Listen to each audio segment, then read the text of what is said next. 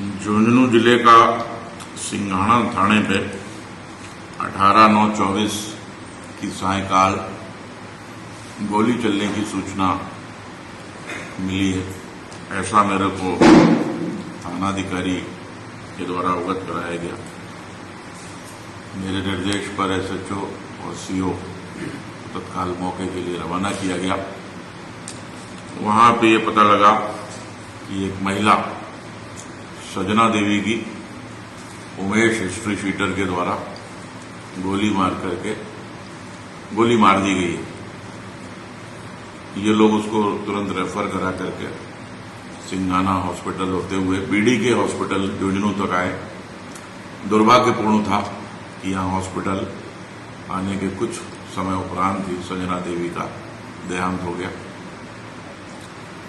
प्रथम दृष्टया जो कहानी सामने आई वो ये थी कि संजना देवी के पति जो स्वयं एक फौजी थे, वो उस वक्त घटना वाले दिन से कुछ वर्ष पहले से जेल में बंद थे।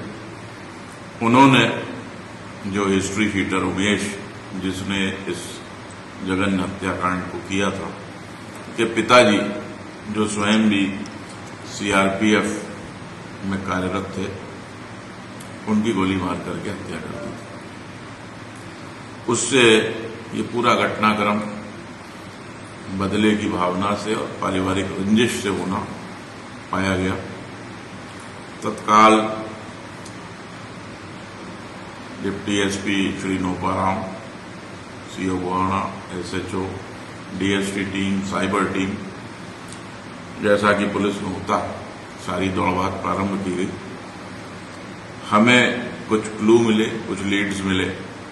कुछ क्लू हमें हरियाणा की तरफ ले जा रहे थे, कुछ क्लू हमें रेलवे स्टेशन की तरफ ले रहे थे, जहां से कि ट्रेन कहीं अजमेर नसीराबाद की तरफ जा रही थी। कुछ क्लू हमें तीसरी दिशा की ओर ले जा रहे थे। जो भी क्लू झुंझुनू पुलिस को मिले, उस पर कार्रवाई करते हुए छोटी छोटी टीमें हर दिशा की ओर रवाना की गई। लगातार साइबर कैमरे जो इन तमाम स्टेशनों से लेके, बस स्टैंड से लेके, कस्बों से लेके, जहां भी मूवमेंट, हमारे मुखबिर, सबके मिले जुले प्रयासों से ये 6 टीमें थी जो भाग रही थी विभिन्न दिशाओं में। अल्टीमेटली हमें 3 लोगों को दस्तयाब करने की और गिरफ्तार करने की स्थिति में झुंझुनू पुलिस आई है।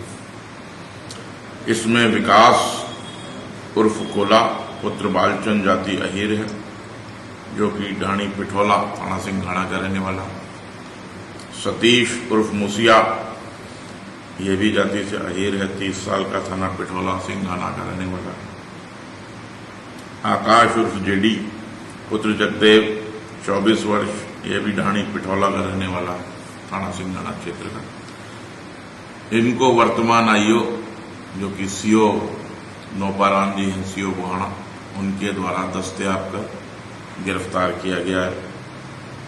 आरोपी विकास उर्फ कोला को रेवाड़ी में रोहतक बाईपास के पास से हमारी टीमों ने दस्तयाब किया। आकाश जेडी को अहमदाबाद के साबरमती रेलवे स्टेशन से हमने दस्तयाब किया। सतीश उर्फ मुर्सिया को अजमेर में नसीराबाद बाईपास से दस्तयाब किया। टीमें लेकर के यहां आई, पूछताछ हुई है, इन तीनों को गिरफ्तार किया गया है।